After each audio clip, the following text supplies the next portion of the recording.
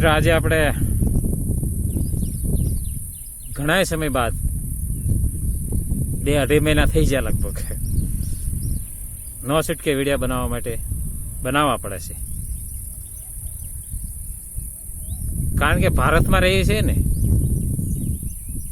અને પૂજની દેશ, આપણો દેશ પૂજની કહેવાય.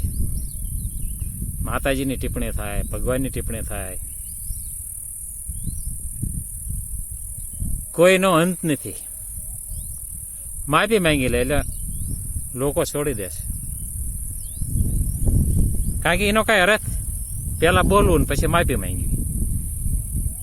બધાની સમક્ષ વિડીયો મૂકી દે કે મારી ભાઈ ભૂલ થઈ ગઈ, તો ભાઈ પહેલાંથી શું કામ બોલો છો? કોઈ સનાતીને હૃદયમાં ઠેસ પોગે એવું શું કામ બોલો છો? એમાં તમને શું મળી જાય છે? જે ભગવાન છે એ જ ભગવાન રહેવાના છે. આદિકાળનો ધર્મ છે એ, આદિકાળથી સનાતન ધર્મ. એની પર આંગળી સીધી તમે ટિપ્પણી કરો. આ સ્વામિનારાયણ ભગવાનના સંપ્રદાયના સાધુ ઘણા પાછા બને જ નથી થતા. એમ આનો અંત નથી આવતો કે ભાઈ બોલીને પછી બીજા કોઈ નહીં બોલે, એનો કાંઈ ઠેરાવ, એનો કાંઈ નેઠો નથી થયો કે હે બોલીને કોઈ ઈશ્વર છે કોઈને બોલવાનું નહીં. તમારા જે સંપ્રદાય છે, સ્વામિનારાયણ ભગવાન જે સંપ્રદાય છે તમારો, એમાં કોને ના પાડે? તમને કોઈ માળા કરવાની ના પડે, તમને કોઈ ભક્તિ કરવાની ના પડે, તમને કોઈ ભજન કરવાની ના પડે. ભગવાન તરીકે પૂજો, એમાં કોઈ તમને વાંધો નથી, અમને પણ વાંધો નથી. તમે તારે ભજો, તપસ્યા કરો સ્વામિનારાયણ ભગવાનની. પણ એમાં અમારા જે ઈષ્ટ છે ભોળાનાથ, ભગવાન શ્રી કૃષ્ણ, જે આદિકાળથી ધર્મ છે, આ સનાતન ધર્મ કોઈ આજકાલનો નથી. આ ભગવાને પૃથ્વી લાવીને આ મૂકી છે તે દિવસથી આ સનાતન ધર્મ છે. આ બીજા બધા સંપ્રદાયો કહેવાય, જે બીજા બધા છે સંપ્રદાયો કહેવાય, અને સનાતન ધર્મ એ સૌથી શ્રેષ્ઠ છે. જો એને તમે આંગળી સીંધો અને એને તમે પૈસાનો પાવર દેખાડો કે અમે આવા સાધુ છે, અમે કોઈ રખડતા સાધુ છે નહીં, અમે કોઈ માંગનારા સાધુ નથી, તો એમાં ભગવાન ન મળે ભાઈ. ભગવાનને મેળવવા માટે એની માટે શું કરવું પડે? કોઈ સુવિધા લેવી પડે નહીં, કોઈ સુવિધામાં જીવવું ન પડે. એસી આરામ ગાડી એસી વાળી એમાં તમે બેસો છો, રૂમ એસી વાળી, તમારી હરકતો નીચી,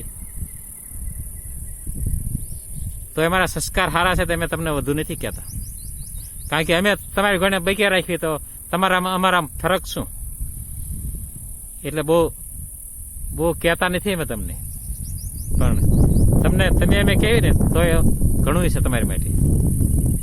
કારણ કે એટલા સમયથી તમે ભગવાન ભોળાનાથની, ભગવાન શ્રી કૃષ્ણની બહુ નિંદા તમે કરી છે.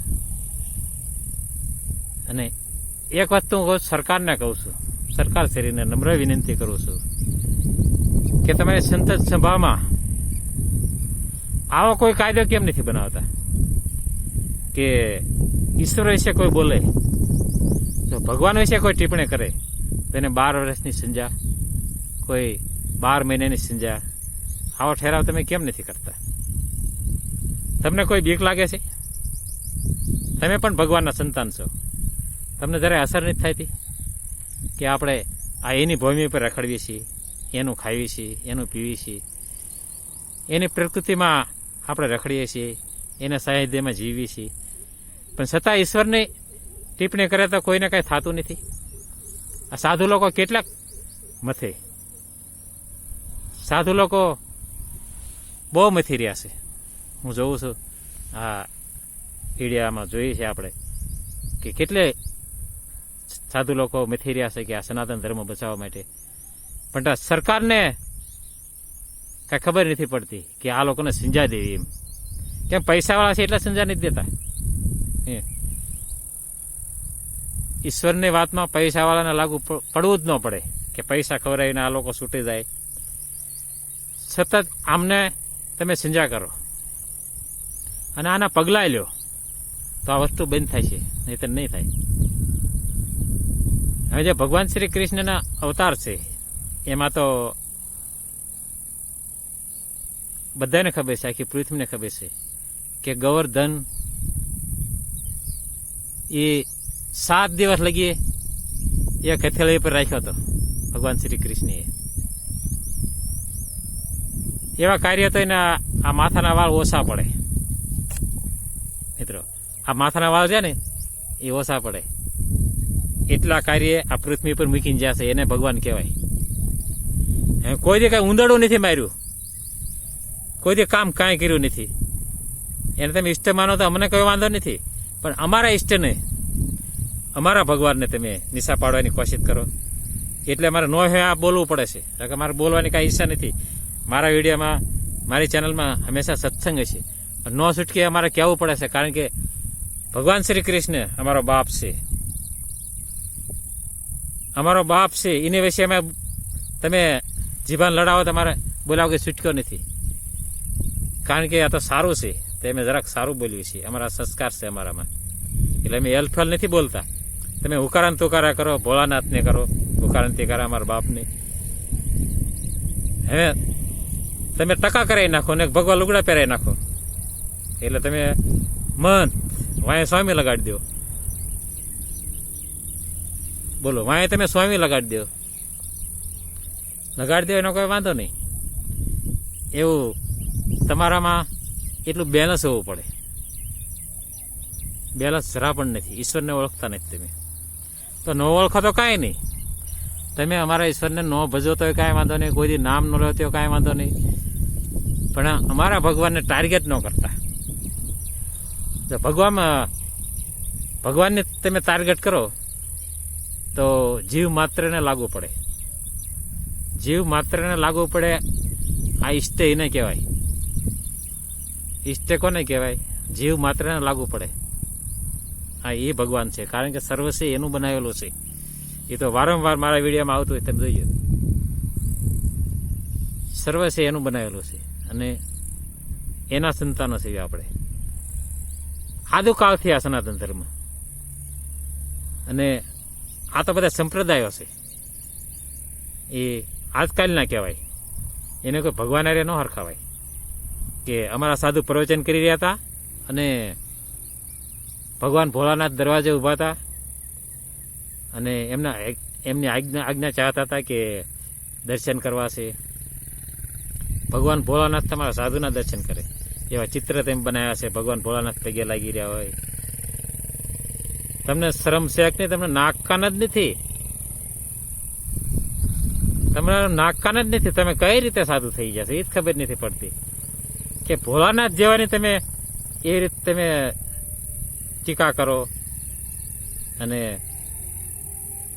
ઘણા જેટલા સાધુઓ હશે તમારા, સાધુઓ તમે નથી કહેતા, સાધુ તમારા સાધુ કહેવાય નહીં, આ લોકો કહેવાય. કેટલા લોકો તમારામાં એવા ભગવાનની ટિપ્પણી કરી છે. હવે શું થાય?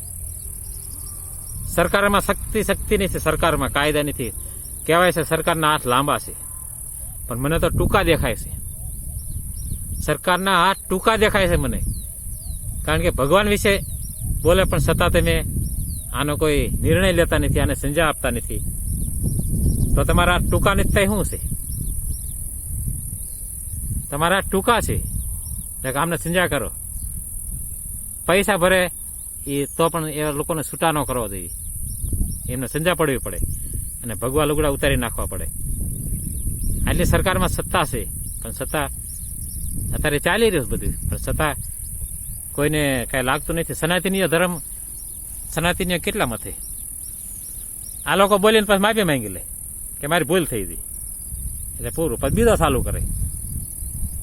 પ્રવચન તો આપવા બે જ સેવડાય, કારણ કે ટીકા કરવા માટે જ પ્રવચન આપે છે. કોઈ લોકોને ઠેસ પગાડવા માટે તો આવડા પ્રવચન કરે છે કે કેવી રીતે આ સનાતનીઓને ઠેસ પગે. એટલે મિત્રો, મારે કાંઈ બહુ વિડીયો બનાવવાની ઈચ્છા નથી.